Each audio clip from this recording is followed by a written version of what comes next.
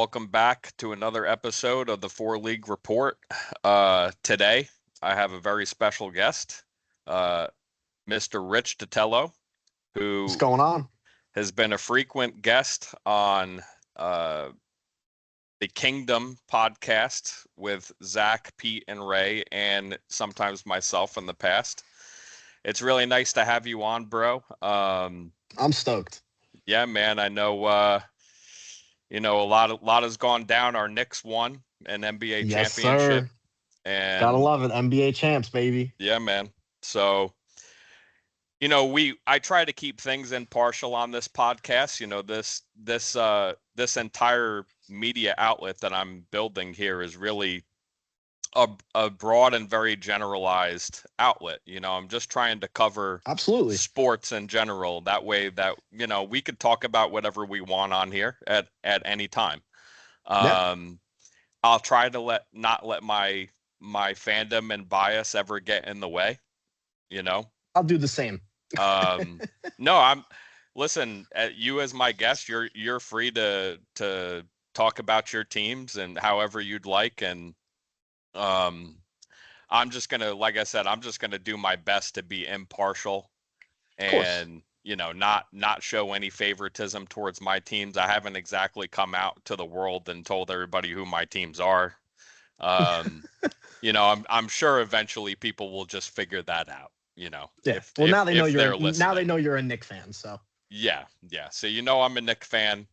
Um, for today's discussion, we're kind of going to be going back and forth with some hockey off-season talk and hell yeah.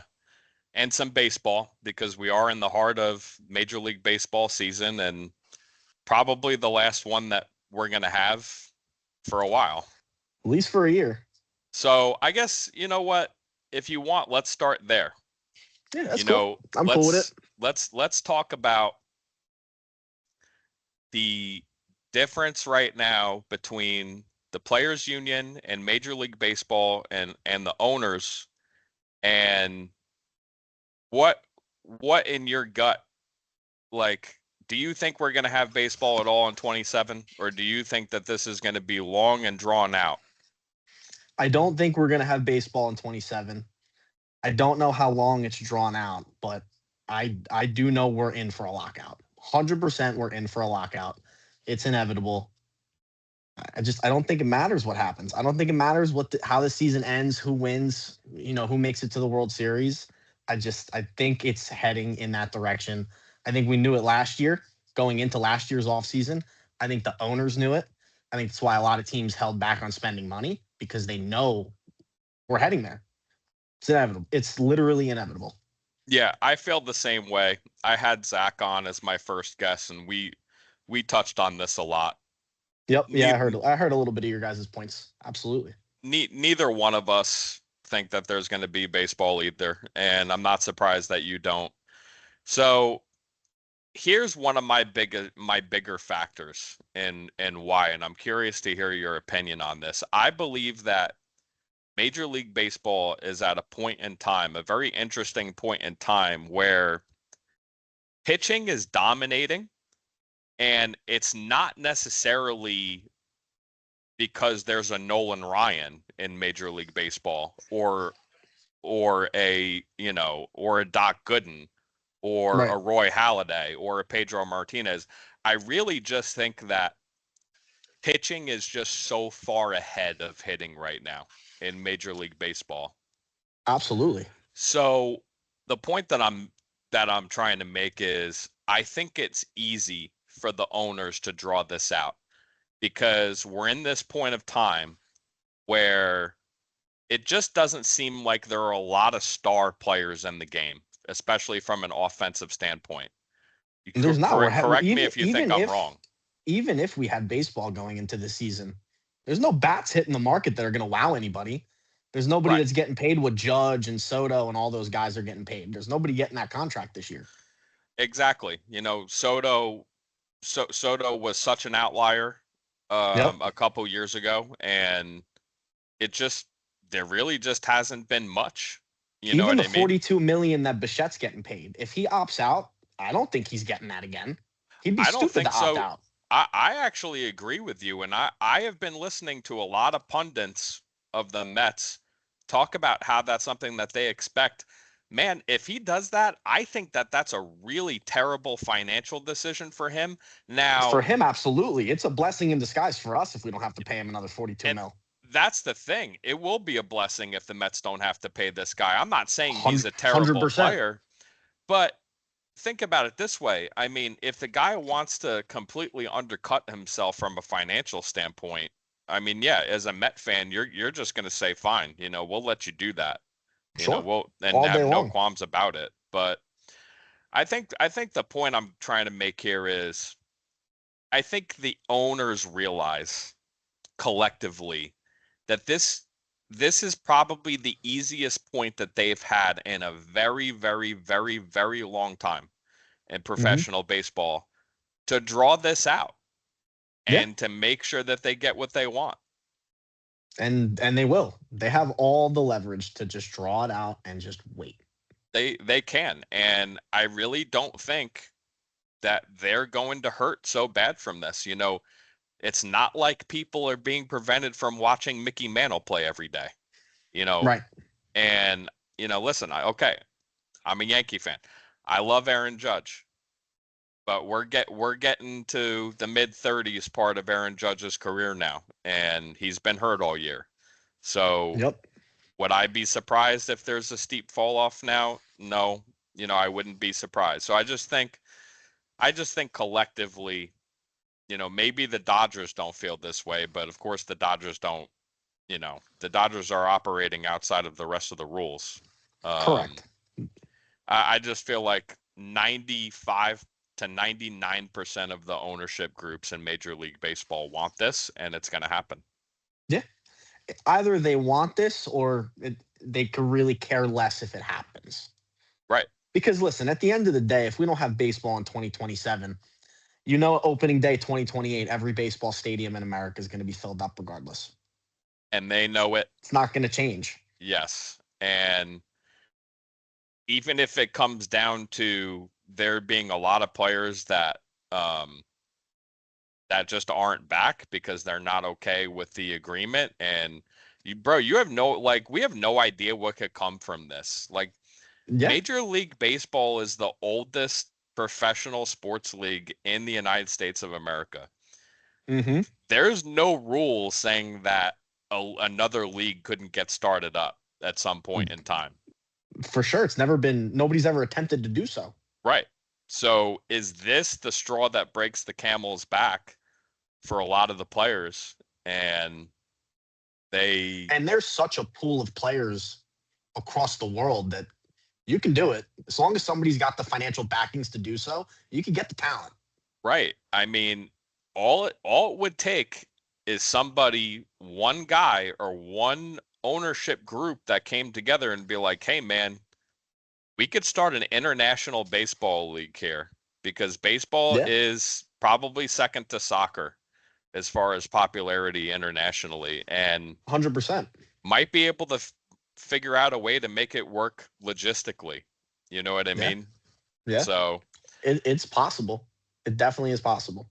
it's just interesting to me that it's this point in time in particular is an interesting time, It is. for And I Major think League Baseball. if we have a year without baseball, the conversations that'll go on throughout that year, it'll be crazy. It'll be like we're living in a different universe when it comes to baseball. Yeah. So with all that being said, um, we do have baseball right now. Yep. The normal players that we've seen over the last few years are still the same players. The Dodgers, the Brewers, the Braves. Um, I want to say the Yankees, but right now they look absolutely horrendous, and who knows Yeah. what's going on with them. But um, hey, and maybe even the Phillies. So let's Yeah. let's start with that. The Phillies look good. Yeah, dude. I mean, they fire their manager, right? Was it Rob Thompson, Rob Thompson, who yep. who had been there for a while? Well, he was the And guy that took over when they let Girardi go. Yeah. He was the bench coach that took over for him. And I remember when they did that, they turned around their year that Yep, year. they did. They did. And what did they start? Like 20-40 or something along those lines this year? Yeah, it was ugly. It was ugly. They weren't looking good at all. No. And so now you have them in the mix like 10 or 11 games over 500. I don't remember exactly what it is Yeah, now, I but think they they're like look good. 50, 51 and 40, 52 and 40, something like Yeah. that. And Yeah, hey, maybe Donnie Baseball is a manager after all. maybe. Yeah, maybe. And and maybe I always felt like he was a better manager than his record showed. yeah, He got a lot of tough breaks. He was in a lot of tough situations. right, You know, like Miami, he was, yeah, who was going to turn around Miami? Who? no one. Nobody. So like, Yeah. who knows? Maybe this is the squad that can do it for him. Yeah, I'm rooting for him. I love Donnie Baseball, the person. Yeah, I like him as a Um person. I can't in good faith you with the Mets sign behind me let the Phillies do anything no, good. no, no. Listen, But we're to be honest with you, why do I care? My season's crossed off with a big red X right now. so I was gonna. That's a good transition because I do want to talk about the Mets with you, obviously. But yeah, Sure, I think Donnie Baseball is gonna throw his hat in for a long-term job with the Phillies, absolutely. and we'll see how they finish, but they look pretty strong right now. As long as they go to the playoffs, I think he earns a long term job there, just on that turnaround alone. I think so too. I think the only person that could interfere with that, and we're going to talk about him a couple more times here. I'm sure you know why. Is I'm Alex sure. Cora? Yeah, because anybody who has a somewhat of a question mark at their manager position has to consider him. Right. I mean, is he now? I'm not going to say that he's by far the best manager that's going to be available because I don't know. Hey, you know what? I know a lot of people crap on Aaron Boone, and I think Aaron Boone has made some horrendous mistakes in some big spots with the Yankees. And it's probably treated like, it's probably more like a country club than it was when Girardi was the manager there. However, I do believe that Aaron Boone could be a good manager somewhere outside of the Yankees. Oh, I completely believe, regardless how certain Yankee fans that we know and love feel about him, if Hmm. he became available, he's a very sought out manager if he becomes available. So Thousand let percent. let's just like flat out as a Met fan, if he were available for the Mets, would you be happy with that? I mean, if he were available for the Mets, sure. He's a guy that's gotten the team to the postseason 6, 7 years in a row. I don't know what his track record is for consecutive postseason appearances, but it's pretty large. Um, and that's all the Mets need right now. I mean, and we haven't had a guy to get us there to manage us to that spot. I think one of the more underrated things that nobody wants to talk about with Aaron Boone, and I'm not on here to shill for Aaron Boone. You know what I mean? Like I Of said, course not. I think he's made some big mistakes. But let's be honest. I think that the Yankees clubhouse has been pretty squeaky clean since he's been the manager there. Yeah, absolutely. Whereas the Mets hasn't Right. at all. So that's my point is if you bring a guy like that with that kind of experience into the fold with the Mets, you know, stabilize that clubhouse. Yeah, Get these guys to start thinking as one a little bit differently, but still, cater to each individual player, which Boone absolutely does. He he always has does. his guys back, no matter how terrible they are, even Anthony Volpe. You Hey, know what I listen, mean? even if it makes Boone sound like an idiot, he'll back the guys, He'll back which I his guys. respect. I do too. So I think that he's another guy because it's not that I think that he's just going to get fired. His contract's running out and he's had 10 years. And Yeah, this is how the Yankees do business. So I think he's probably going to be available. And there's no reason why, if the Mets can't land Cora, who is absolutely on top of my list as well, yeah, that of course. he shouldn't be a guy that gets a lot of phone calls and maybe one from the Mets. I think that that would be pretty good.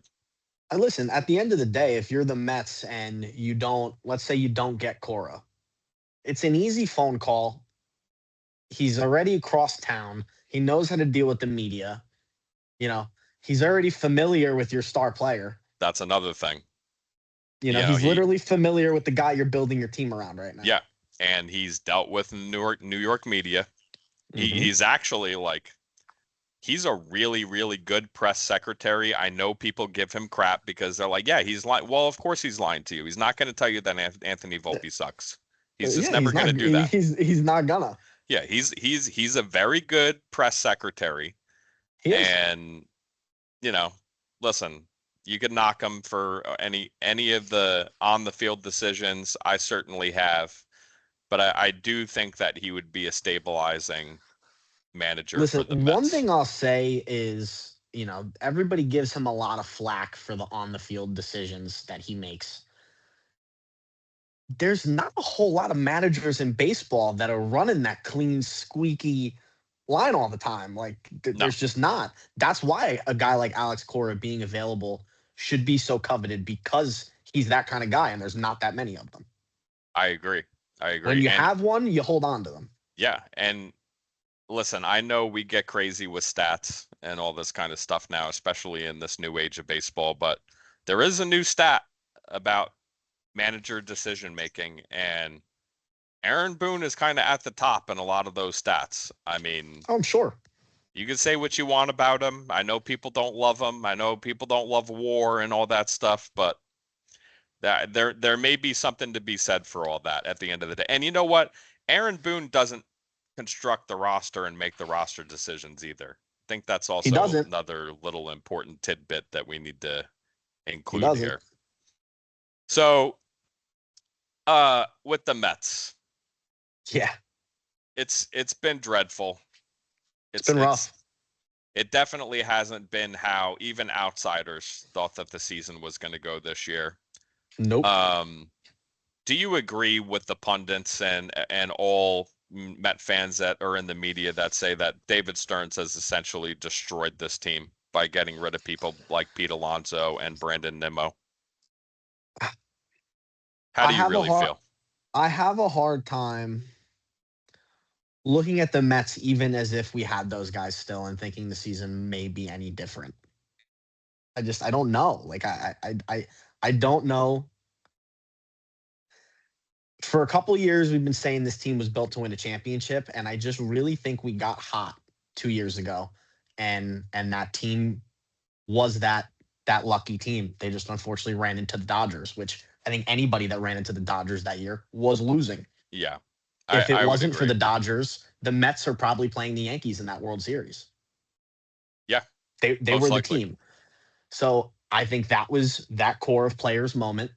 I think that moment passed. I don't know if this season would be any different with those players. But what I will tell you is my issue with David Stearns is I don't think he wanted to spend the money he spent this offseason. And I think Cohen got in his ear, like, what are you doing? Why aren't you spending money? I'm giving you the assets to do it. Go spend the money. Build me a championship team.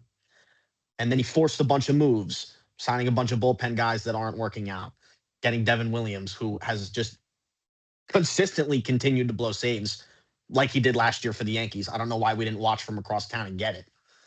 Yeah, Bichette, I don't hate Bichette as the player, like you just said a few minutes back, but he's also in the prime of his career. He's a young dude. He's only 28, but he's underperformed. He hasn't played really that well. He right. was really slow for the first 2.5 months. He's kind of got hot in the summer, but for 42 million a year, I need you to be good all year long. So I think that I would just say this, right? Like I understand that we could play this game of what ifs, and it doesn't really matter because it's all kind of just set in stone now. Yeah, However, you could look at the season that Alonso's having and say it's a down year, but he's on pace for 100 RBIs. yeah. And who the Mets got to replace him at first base isn't a guy who's even healthy and playing baseball. I No, he mean, actually just came back after not taking an at bat for 2.5 months. yeah, I mean, and you don't know what you're going to get from him. He's in the latter part of his career. Correct. I just I feel like there is a sense that they kind of did break the team up maybe a little too quickly. And then They when you did it look at too the year quickly. Nimmo is Absolutely. having too with Texas, Yeah. Yeah. I Outside of a mean, couple injuries, he's been killing it all year.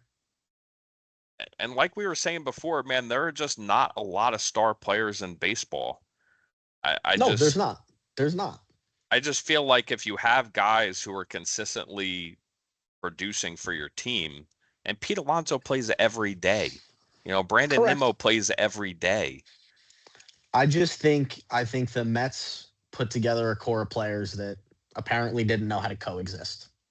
Whatever that reason was. I know reports came out that it was politics. It could have just been personal differences.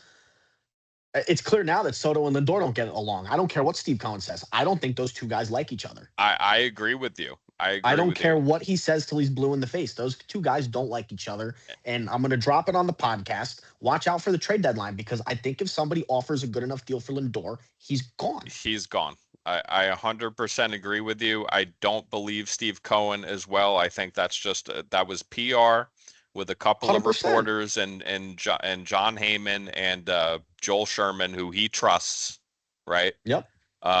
Which good on him for actually speaking because a lot of owners don't speak; they just hide. So Absolutely. good on him for that. But I will say, yeah, that was 100% a lie. Now, there's new reports on why this even started and became a thing in the first place. And honestly, bro, it could be Soto as well because we have had a lot of years where it's like, is this guy a good clubhouse guy? I'm not sure. So Yeah. apparently, when he signed with the Mets, the only person on the team that didn't reach out to him with either a phone call or a text or a DM or whatever was Francisco Lindor.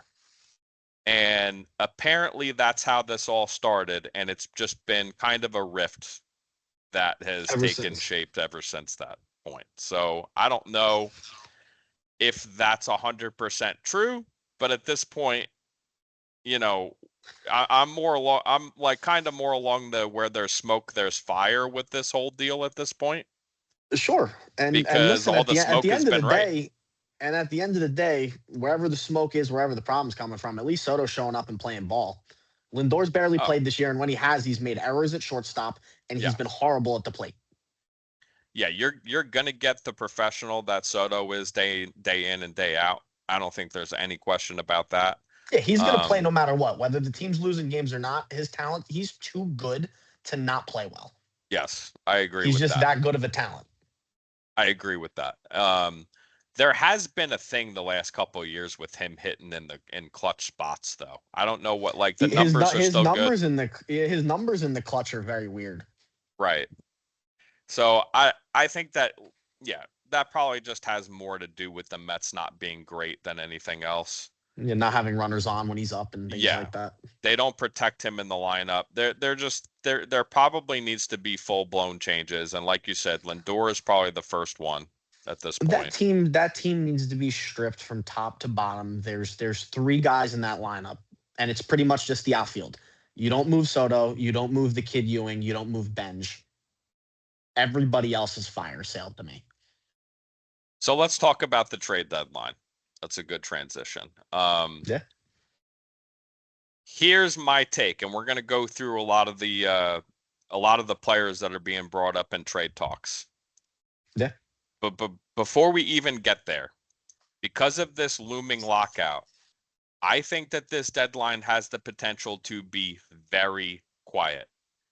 And when I say quiet, I mean even the players who we think are going to get traded, like the Francisco Lindors of the world and the Tariq Skubals of the world. There's Yeah. a world there's a it's very realistic in my opinion. There's a world where very few of these players get traded because the owners simply don't want to spend the money on a They product that don't. they're not going to have. Yeah, I agree. So They're going to be afraid to. They're going to be I afraid to make that move. I would think so, right? Maybe unless you're the Dodgers. The Dodgers have been rumored to be one of these teams in on Tariq Skubal. Unless you literally think, looking at your team and looking at where you stand right now or come the deadline, unless you think you could contend for a chip and this is your year, I don't know if you make the move. I don't know if you do either. And I'll tell you what, even for the teams that believe that they do, and maybe one of those is the Yankees, I'm sorry. I hate the idea of Tariq Skubal on the Yankees. I absolutely despise the idea.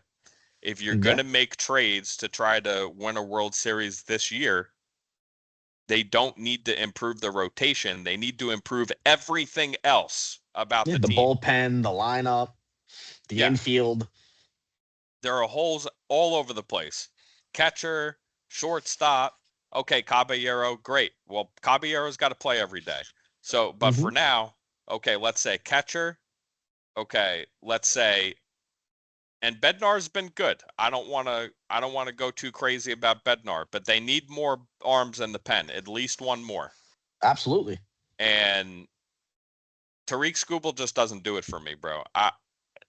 What are we gonna do? We're gonna have a 4-man rotation in the playoffs. I Right. just I don't know. It's the strength of the team right now by far, and it's just not needed.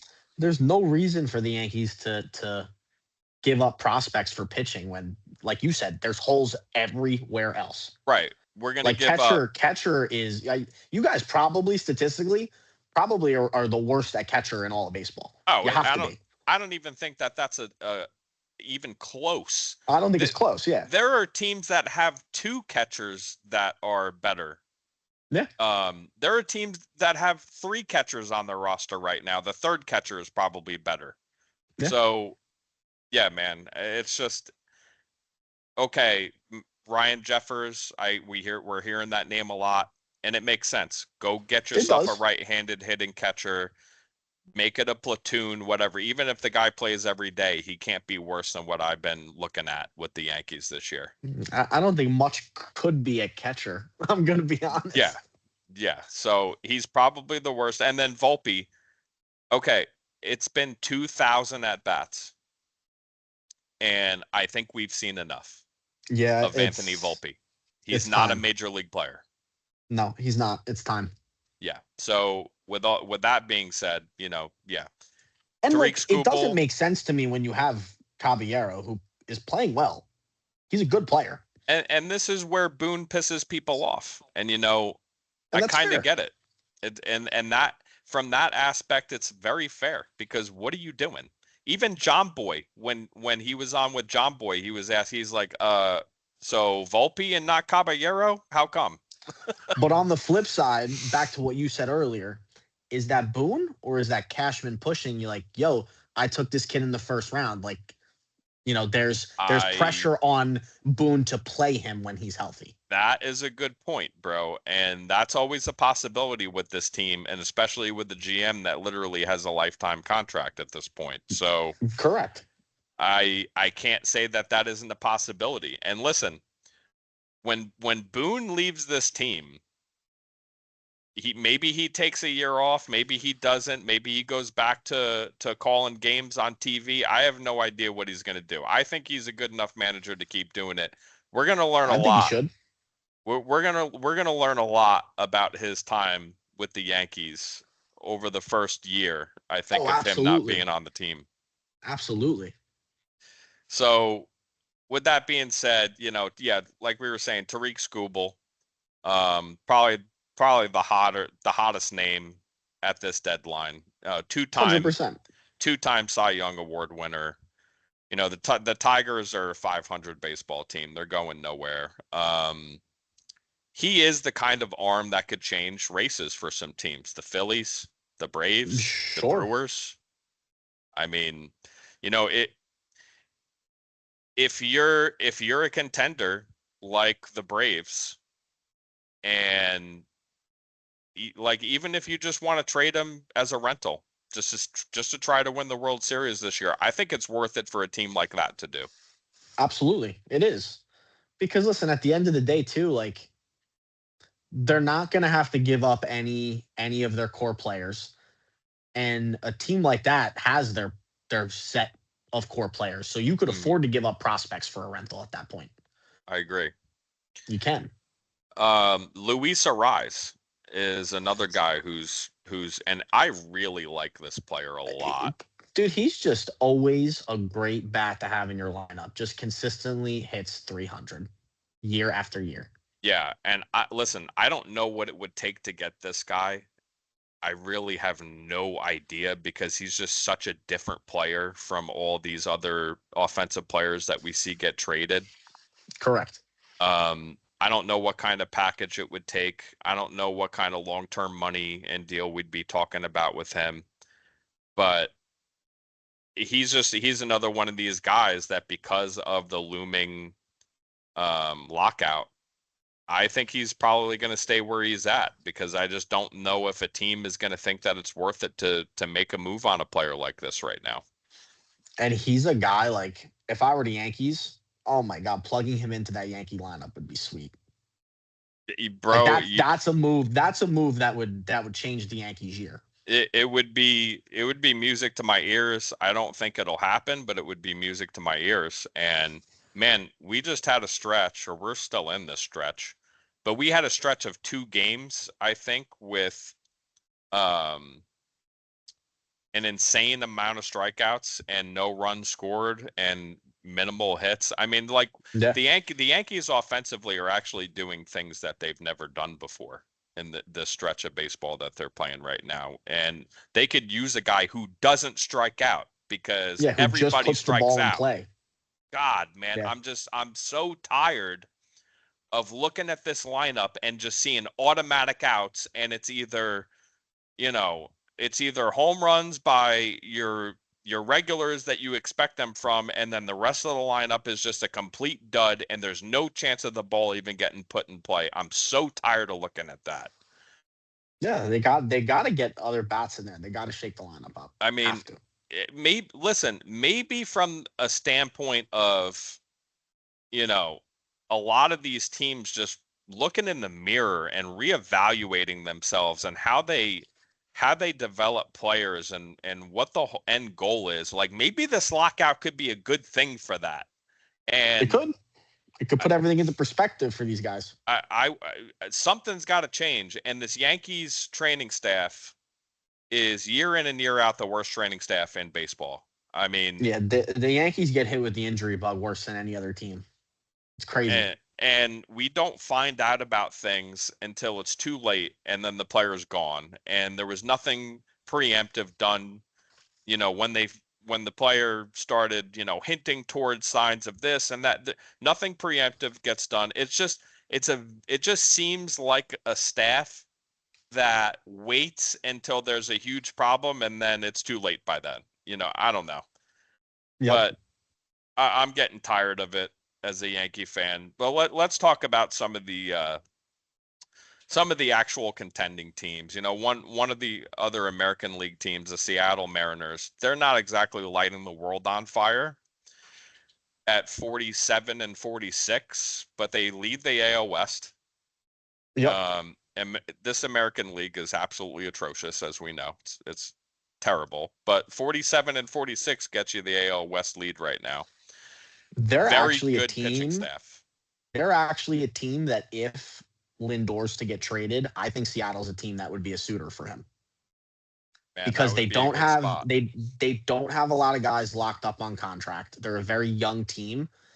He could go there and he could be the guy. There's nobody else there. Like I guess you could say Julio Rodriguez, but he's still 23 and he hasn't really proven himself yet. He hasn't, and there was a lot of hype around him, especially his rookie year and when winning the home run derby or running up or Yeah. something like that. I mean, there was a lot of hype around him, and he hasn't quite turned into that kind of player as of Yep. yet. But So I Lindor could go agree. there and be the guy. So I think if Lindor truly is available, I'd love to send him to the American League. That way I don't got to deal with him. It'd be great as a Met fan. But Seattle would be a great fit for him too, in my opinion. Yeah, so they need a right-handed bat and they need bullpen help. But they do have a crazy good pitching staff. They do have a good closer. Hmm. They do have some bats in the lineup. So I agree that they're one of the teams to look out for if a team is going to make a move this year. They're one of the teams. Sure. Hey, it's crazy to say this, but the Miami Marlins, they're Yeah. 24 and 8 since June. They're doing some interesting things, and they're doing it with like a bunch of guys that before the season started, I don't think anybody could have named their lineup. No, Like truly, like unless you're a Miami Marlins fan, nobody could have named any of those guys 1 through 9. So like yeah, they're just a scrappy team, and they play good ball. And this is one of the teams that I know has two catchers that are both way better than the Yankees catcher. So, Yes. and one of them Yes. is also a first baseman. I know that too. But Yep. I could see them, you know, listen, they have the NL wild card right now. If they bought Hmm. pitching, they tried to just make a run at it for 1 year, get some rentals. I think that's another team to look out for at the trade Sure. deadline. Um, and then we touched on them already, but the Atlanta Braves, they Yeah.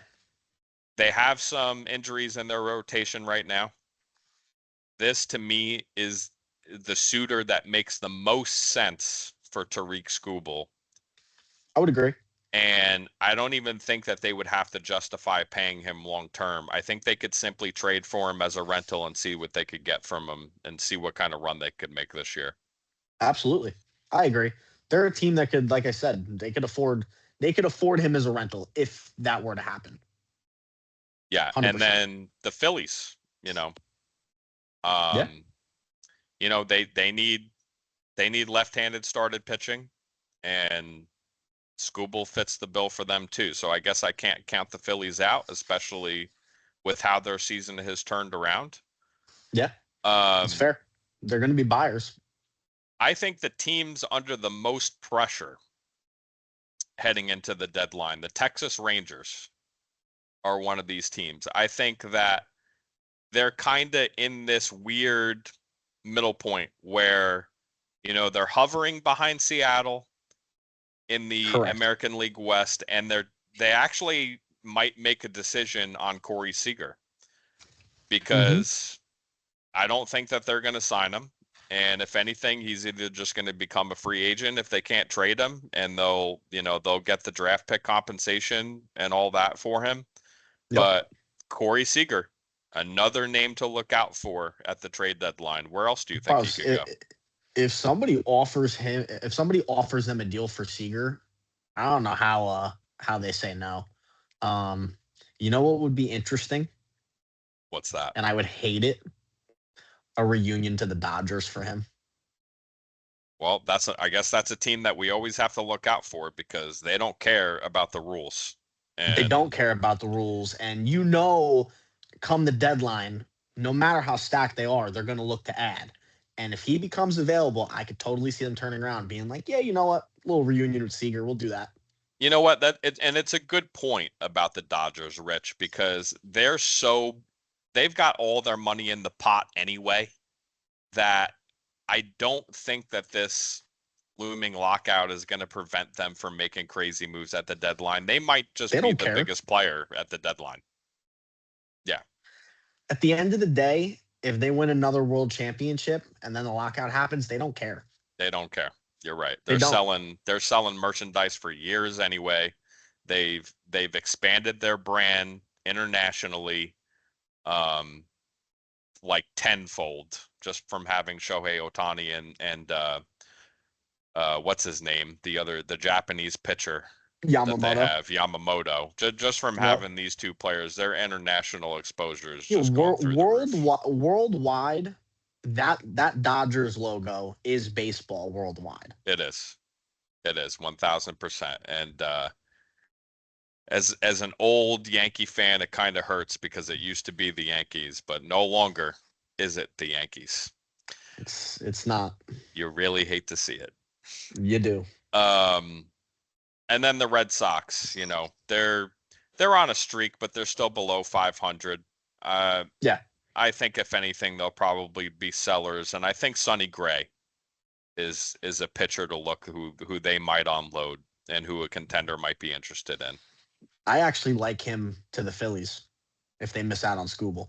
He seems like he would fit in really well with He that would. team He definitely and would. that culture there in Philly in general. I think that would probably be a good fit for him. Yeah, I agree. Um, so yeah, with all that being said, I mean, was there anything else that you wanted to touch on in the world of baseball, or you want to move on to some hockey? No, I mean in terms of baseball, that's pretty much it. That's all the hot stuff. Yeah, that's Um, pretty much all the hot stuff, right? yeah, I mean as the season approaches and comes to an end, I'm sure we'll get more hot news on some of the managers that are going to get moved around. So Yeah. Yeah, will be interesting to look out for that, especially the big names out there. Yeah, 100%. So let's go to the ice. All right. Yeah. Um, Now it's been an interesting offseason. Hey, we got a Leafs fan in the house here. Yes, sir. So you Yes, still sir. repping Rangers stuff, or is it all Leafs now? How does this work I'm for you? always listen. I'm always gonna be happy for the Rangers. They're my hometown team, but for family reasons, gotta always rep the Leafs. Love the Leafs. Yes, So sir. I am full blown like all in on the Leafs this year for Yes. sure. And and listen, it's a good reason why. I mean, the number one overall pick.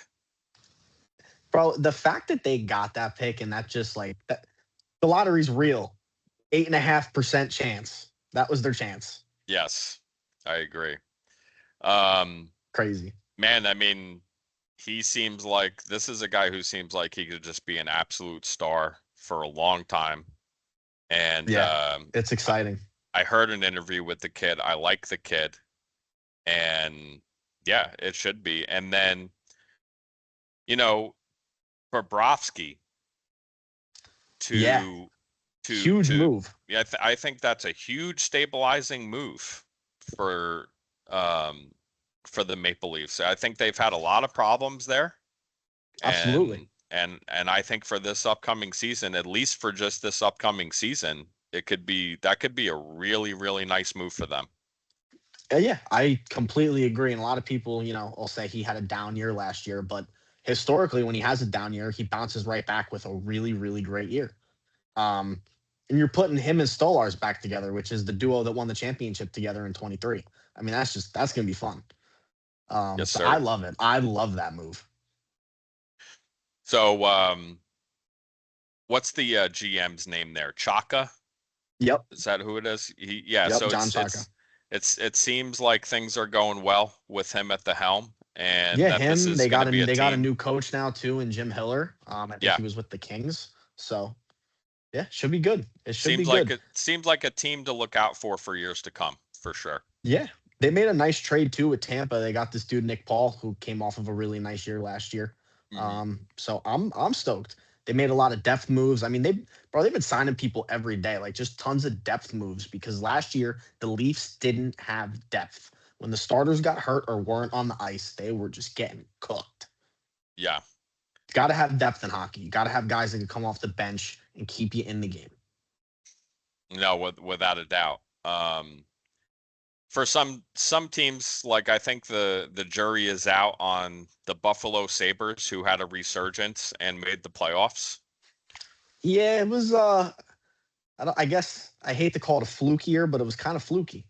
Well, and not only may it have been fluky, but they lost Byram, they lost Tuck. You know, Yeah, they got stripped out. they kind of got stripped out a little bit, and it seems like they're going to be banking a lot more on youth, and they struck out on Hellebuck. They tried to get Hellebuck. So I think that we're going to see a quick regression from Buffalo, and I hate that for Sabres fans because I know they waited a long time for their team to be competitive, but I know they were so hyped, and yeah. rightfully so. The Dallas Stars are another one of these teams that I'm kind of in limbo with that I don't really know how to feel. I don't have a good feel for them at all. I think that Yeah, I don't really either. I think everything hinges on Robertson. Um, you know, Absolutely they're saying his next contract could exceed 100 million, and crazy money. that Dallas already had a trade worked out with Seattle, and that he vetoed the trade to Seattle. So it's just one of these other teams to me that's just kind of in limbo. You know, Well, did they and I feel mismanage it? I kind of feel like they did a little bit. Yeah, it feels like a situation that's been mismanaged over there. You know, they cleared cap space. They didn't make any real additions. Like it's just a weird team that I don't have a good feel for. It is. Um, a couple of the losers, in my opinion, the Detroit Red Wings, Oh yeah. the longest playoff drought in the NHL currently.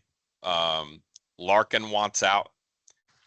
their biggest moves were Arvidsson and Kolasar, and the path forward for them is just muddy. Man, and they're just kind of in this handcuffed situation right now with Larkin. So I think this is another team still Yeah, just on the downward. just on the down. I agree.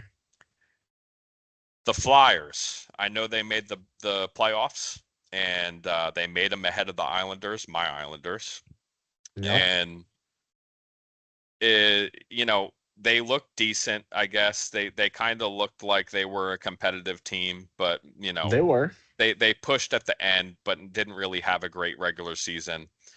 They needed a number one defenseman, in my opinion, this offseason. They didn't get one. There's still a giant void there, in my opinion. The Yep, I agree. Forster extension is nice, but it doesn't overall like kind of help them out now. So I think they missed a huge window to upgrade the blue line, and they're still just kind of stuck as this middling team, in my opinion. They thought they were getting that kid Carlson, but Anaheim, they Yeah, matched it. and I'm happy that you brought that up because that was one of my big talking points when I covered the NHL and the last pod that I did covering it, and that was for 18 million a year, like break the bank type of contract. The highest paid player in hockey. Yeah, and is he worth it? I mean, I don't know. He's very young. He's I mean, 21. He's a franchise player, but like, has he has he has he proven played? enough? Yeah, I was gonna say, has he played enough hockey? Has he been on the ice enough to say, yeah, he's worth 18 million a year? I think it was I don't know. probably I think it was probably worth more to Anaheim to keep a homegrown player, right? Yes, And just try to yes. develop him and try to get out of the rut that they're in because they're horrendous. Well, that, and I mean, just for the fan base, what are you telling your fan base if you let him go? Exactly. How are you selling tickets at all? Not, I don't know if they sell tickets there. Probably not. No, not without Um, him. Not and without him, and anyway. most certainly not without him. You lose your hardcore fans, like because what else do you have after that? You don't. Yeah, that's just him over there. Um, we'll touch on a couple of the other big moves. So, I mean, free agency was weak, right? I think we could say It, that it it, was it weak. wasn't a deep, it wasn't a deep class going into this year. And I think what we saw because of that is a lot of teams got creative Hmm. and entered the trade, market and improved in that way. Hmm. Um, I think that the Rangers did a lot to help their team in the trade market this year. Yeah, yeah. I think the Rangers did really, really well this offseason in the trade market, especially coming off of last year where I feel like Rangers fans were just angry. Like Rangers fans were angry, And I think they and pretty rightfully much so. right. They had every right to be But angry. I think the front office responded mightily. I I do. would agree. I would agree. I think they improved the blue line massively. Yeah. Um, I understand that people just are still not going to be happy with Chris Drury, but I think that this was a good offseason for the Rangers in general. Yeah. Um, Hmm. but yeah, just to touch on some other signings, Maverick Bork to the Nashville Predators for 6 years. Great It's trade a nice price, deal. great contract. Nashville I think got him for a bargain price. He was Yeah. already worthy of that deal, and he's a 20 goal guy and with legit, middle six upside, and he might even be a center. So I think Nashville got a guy there. Yep. Um, Tampa, Tampa is another team that I still think is just going to be in the mix, especially with the signing of John Carlson. Yep. They just Um, load up every year. they load up, man, and John Carlson, I don't care that he's 36, 60 points every year. You know, he's not an empty producer at all. He genuinely tilts play in the right direction. Short term, low risk, high reward move for the Tampa Bay Lightning. Listen, you could be an old man in hockey and still find your way to some playing time. So Yeah, I like that move for them. I do too. And then San Jose, the Sharks. Very, very intrigued by the San Jose Sharks. Yeah, they're a very intriguing team, dude. They're a very intriguing team. Three I love first it. round picks, Yep. and Michael Kesselring for 3 years. They got him cheap, and he has flashed top four potential in Utah. Yep. He's a right-handed defenseman who is just insanely explosive, and I think that that could be a real steal for them. And I think that that's a team that's headed in all the right directions right now. Oh, absolutely. The stock might be higher on them than anybody right now. I would agree. I think that they're suddenly competent and actually building a contending team. Yeah. Uh, um, we'll get into another one here. The Seattle Kraken, fun The team. Kraken. They are a Uh, fun team. Mackie Samaskevich. I believe that I'm saying that right. I think for 3 years, they got themselves a skilled winger.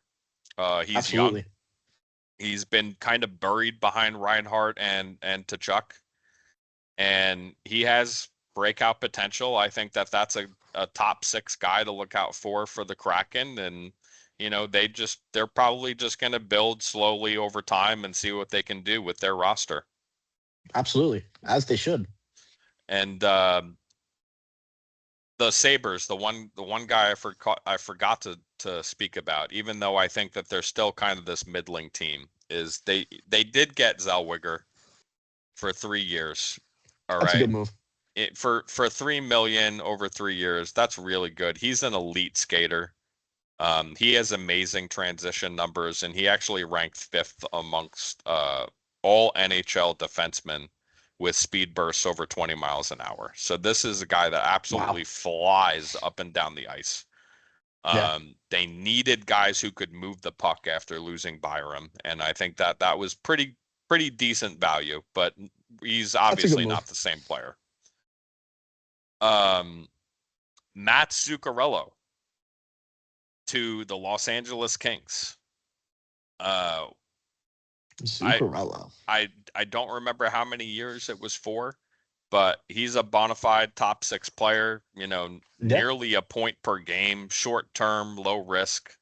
I mean, he's going to improve their power play. But I think the question with him, and I think Rangers fans would agree from his time there, is can he stay healthy enough to make a difference there? Yep. Yeah. His track record of staying healthy isn't too good. Yeah.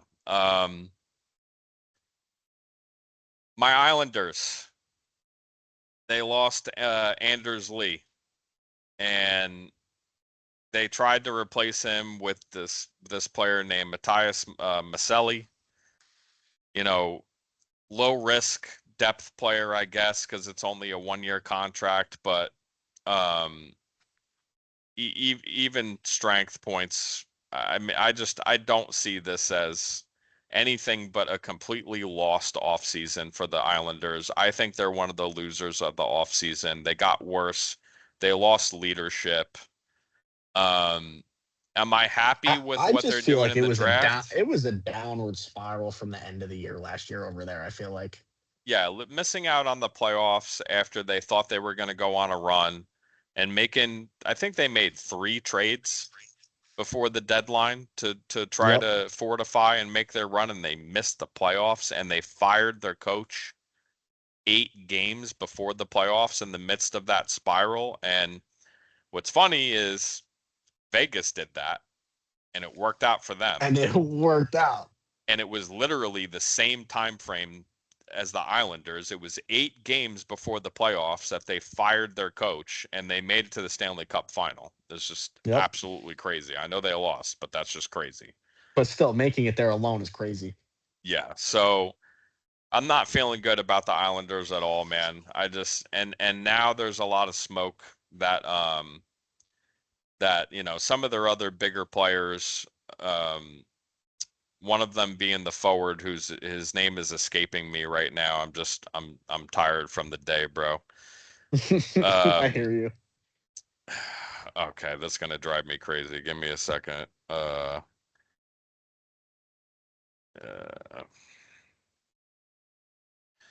but I feel like this is a team that is probably just gonna end up stripping things down and going They with a might need to. whole. So Matt Barzell. Okay. Okay. Matt Barzal has been a good player. He's Yeah, been he's a solid player. he's been that first line playmaker for them. Is he a franchise player? I don't know if he's ever been a franchise player for this team. I think a huge reason that they brought in Bo Horvat is because he's probably not a franchise player. So, and he's But another guy too. he's a good player, and he's usually on the ice. He's usually He healthy. he's a good player, and they probably could move forward with him. The last regime, Lou Lamoriello, the last regime, drafted this guy and brought him up. I could see this new regime being like, let's just go with the youth movement. I I Yeah, certainly can see guys like Bo Horvat, who I really like, and yeah, I you like him know too. Kyle Palmieri, and Engvall and Bavillier. I could totally see these guys being traded off for draft picks or younger pieces, prospects, whatever. So to me, it's a full blown rebuild without it being announced. Yeah, It's what it it should feels be like over to there. me. I would But agree. yeah, I mean, anything else that you want to touch on with the Blues or the I'm sorry, the Maple Leafs or the Rangers? No, I mean, listen, I'm hyped about the Leafs. I think the Leafs are right now in a spot where you're probably set up between now. You have to contend before 2028. You got a bunch of guys on contracts. Come 2028, I think they have 6 or 7 starters coming off the books. And it gives you a 2-year window. If you're gonna win, you gotta win within these next 2 years. Because come 2028, well, if 6, 7 contracts are coming off the books for starters. Well, you're reloading. You're starting fresh. Oh, I So agree. they got a 2-year window. The Rangers, I think the Rangers are going to be an exciting team. Um, I'm not ready to put expectations on them though. Um, I don't I think think I that's don't think fair. I don't think it's fair to put expectations on them until they hit the ice this year. But the Leafs, I'm going to put expectations on them. They no question should minimum be back to the playoffs and be a contending team this It, year. it seems like that's the team out of all the ones that we've really discussed that, we should really be paying closer attention to. Absolutely, absolutely. I mean bringing Bobrovsky over is just a total. It's a total win now move. You're letting everybody know, okay, we're serious about going to the postseason this year. We want to make sure we're not letting teams score on us this year. Um, you know, Joseph Wall, he was good. I don't know if he was the guy I want to bet on in the postseason. We did it 2 years ago and it did not look pretty. So I'm stoked for this team. Definitely stoked for this team. I'm stoked for some hockey this year. Hockey's going to be good again. We Me had a too. very fun year this year. We had a year where a bunch of different teams went to the postseason, and I think we're in for another year like that. I don't think there's really going to be teams we go into the year and it's going to be like, all right, this team's definitely going to the Stanley Cup Finals. Like, no, I think there's going to be a group of teams, maybe 10, 12 teams, where it's going to be like, all right, these are the teams to look out for. I agree with you. And I am looking forward to, even though the Islanders are probably going to be trash, I am looking forward to hockey. I do think Yeah, it's going to be an interesting year. There's a lot of young, really extremely talented players in the game right now. yeah. And it's just going to be fun from that standpoint to be This following was a these good guys. draft. This was a good draft class. I think a lot of these kids they're gonna be really talented hockey players. Yes, sir. Yes, sir. Well, Rich, I appreciate you being on as my guest today. I look forward to having you on in the future to discuss all things sports. Hell yeah, dude! Thanks for having me. I'm Yeah, I'm looking forward to definitely coming back on here. This was cool. absolutely, brother man. Well, thank you guys for tuning in again to the Four League Report, and we will see you soon. Later. Peace.